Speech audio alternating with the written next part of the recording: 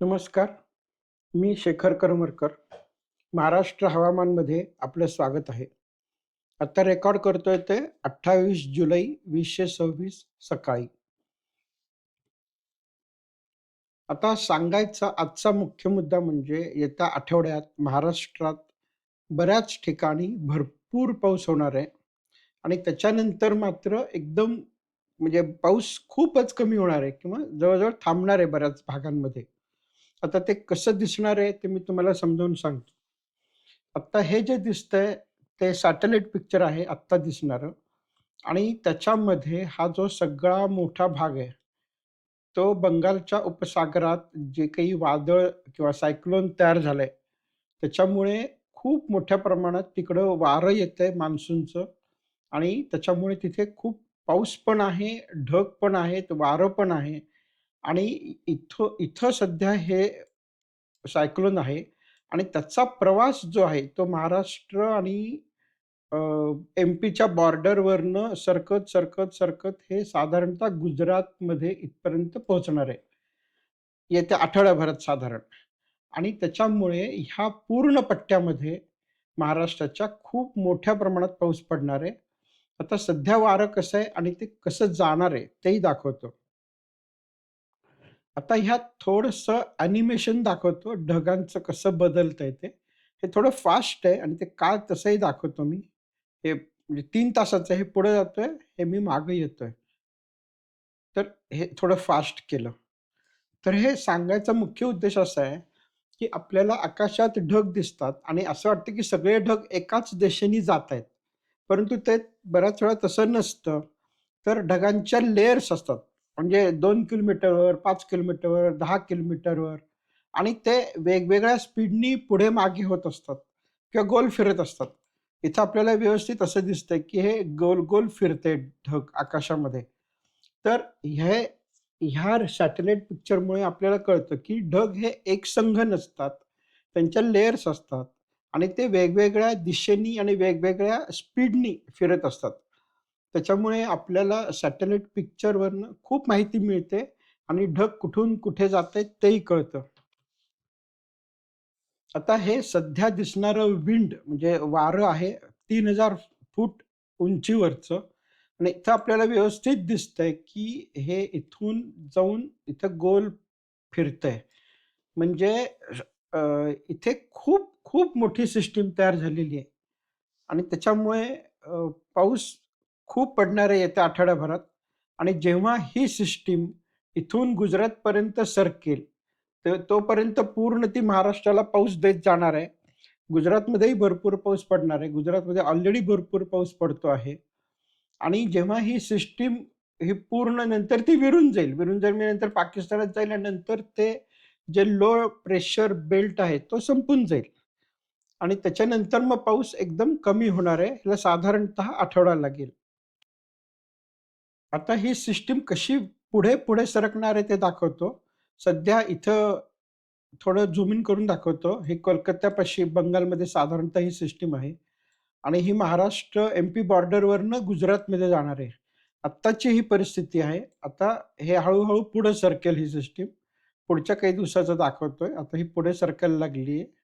ही जमशेदपूर, नंतर मग ओरिसामध्ये, नंतर ती अशीच एम-पी बॉर्डरवर यायला लागलेली आहे. नंतर ही आता साधारणतः महाराष्ट्राला टच करतीये. आता ही महाराष्ट्राच्या बऱ्याच जवळ आहे. नंतर अमरावती, जळगाव अशी करत, करत, करत आता ही सिस्टम पुढे सरकतीये. हे साधारणतः 31 तारीख आली आता आणि हे नंतर गुजरातमध्ये जाईल आणि नंतर ती हे होऊन जाईल म्हणजे त्याचं लो प्रेशर बेल्ट एवढं राहणार नाही.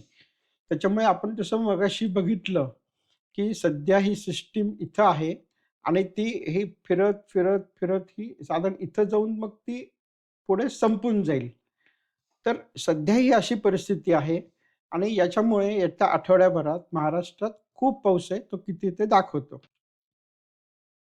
आता हे जे दिसतंय ते येत्या 5 दिवसांमधला एकत्रित पाऊस आहे आणि आपण जसं बघितलं, की ही जी सिस्टम आहे ही पूर्ण अशी फिरत-फिरत ही नंतर पार इथे गुजरातची बॉर्डर आणि इकडे अशी कव्हर करते आहे आणि बराचसा भाग त्याचा औरंगाबाद, नंतर पुढे मग तो एम-पी, छत्तीसगडचा भाग कव्हर करतंय.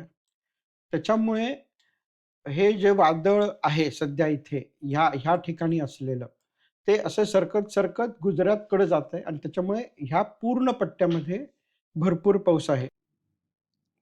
आता झूम इन करून थोडं दाखवतो, की ह्या भागामध्ये म्हणजे अचलपूर, अकोट, अमरावती इथे प्रचंड पाऊस दाखवतंय.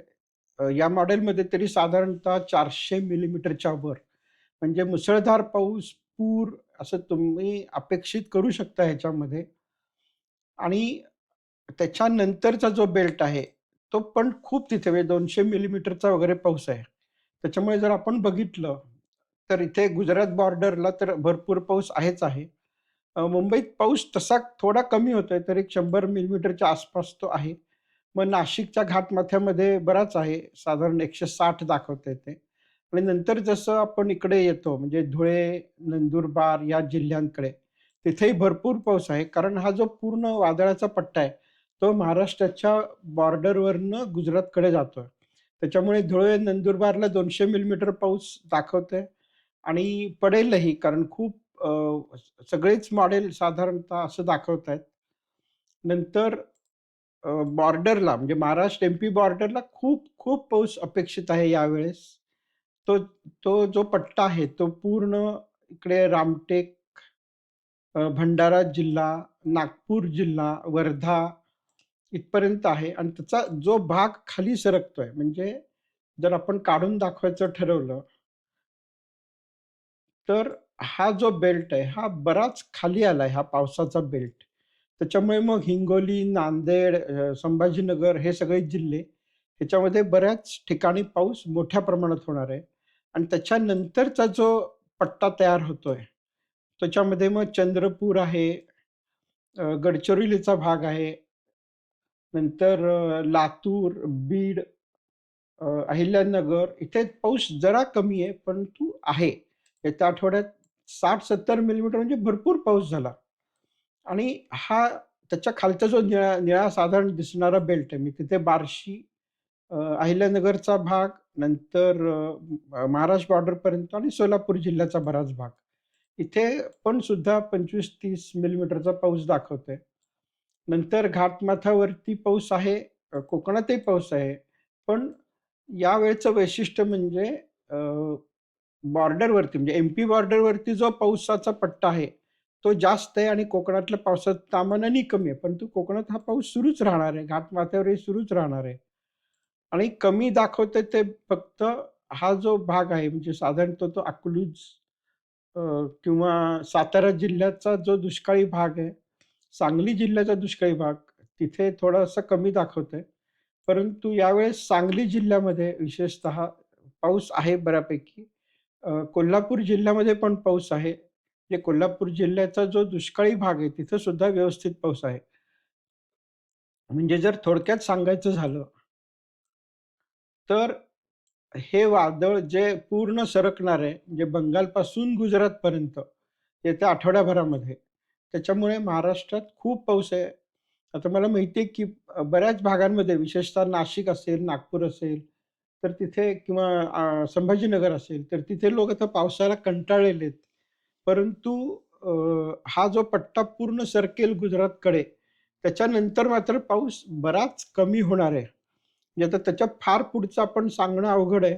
परंतु हा एकदा पट्टा सरकला, की मग त्याच्यानंतर पाऊस थोडी विश्रांती घेईल असं दिसतंय आठवडाभर तरी. जसं पुढे सरकत जाईल तसं मी सांगत राहीन. येत्या 2 ऑगस्ट ते 10 ऑगस्ट साधारणतः हे बुलेटिन बंद राहील. परंतु तेव्हा मग मी मेटिओ ब्लू या नावाचं जे वेबसाईट आहे, त्यांचं ॲप आहे. तर त्याच्यामध्ये वेदर कसं बघायचं, पाऊस कसा बघायचा, वारं कसं बघायचं, सॅटेलाईट मॅप्स कसे बघायचे, हे सगळं व्यवस्थित समजावून सांगणार आहे. 2 तारखेपासून 10 तारखेपर्यंत हवामान, ते मेटिओ ब्लू ॲप आणि त्याच्यानुसार येणाऱ्या बाकीची बरीचशी माहिती आणि जी अतिशय सोप्या भाषेत, साध्या भाषेत आणि ती कशी बघायची त्याच्यामध्ये पूर्ण लिहिलेलं असतं किंवा पाऊस कसा आहे ते दाखवलेलं असतं. आणि त्याच्यामधून आपण स्वतःच्या स्वतः म्हणजे आपल्या गावामध्ये किंवा आपल्या शिवारामध्ये किंवा आपल्या परिसरात पाऊस कसा पडणार आहे किंवा ऊन कसं पडणार आहे, वारं किती येणार आहे, हे व्यवस्थित स्वतःचं स्वतः बघायला कसं शिकायचं हे मी तुम्हाला दाखवणार आहे. त्याच्यात अवघड काही नाहीये. फक्त ह्याची थोडीशी प्रॅक्टिस केली आणि एकदम हे जे नकाशे आहेत किंवा हे जे ग्राफ्स असतात, ते कसे बघायचे ते मी एकदा सांगितलं, की तुम्हाला ते बरंच सोपं जाणार आहे. 2 तारीख ते 10 तारीख हे लक्षात ठेवा. ह्याच्यामध्ये पूर्ण मेटिओ ब्लू ॲप हे आणि हवामानाची माहिती हे खूप कव्हर करायचा प्रयत्न करणार आहे. हे मेटिओ ब्लू ॲप जे आहे, त्याच्यामध्ये सुद्धा आपण छोटं गाव किंवा गावाच्या बाजूचा परिसर सुद्धा चूज करू शकतो किंवा बऱ्याच वेळा ते तुमचं मोबाईलमधलं लोकेशन घेऊन पण चूज करतं. आणि त्याच्यामध्ये अतिशय चांगले ग्राफ्स, अतिशय चांगली माहिती, नंतर बरीचशी माहिती लिहून पण दाखवली जाते त्याच्यामध्ये. आणि ग्राफ्स आणि पाऊस वगैरे तर सगळं असतं. सॅटेलाइट्स मॅप्स पण असतात. हे सगळं कसं वाचायचं, कसं बघायचं हे मी तुम्हाला 2 तारीख ते 10 तारीख समजावून सांगणार आहे. त्याच्यामुळे बघत राहा आणि आपण पुन्हा उद्या भेटूया.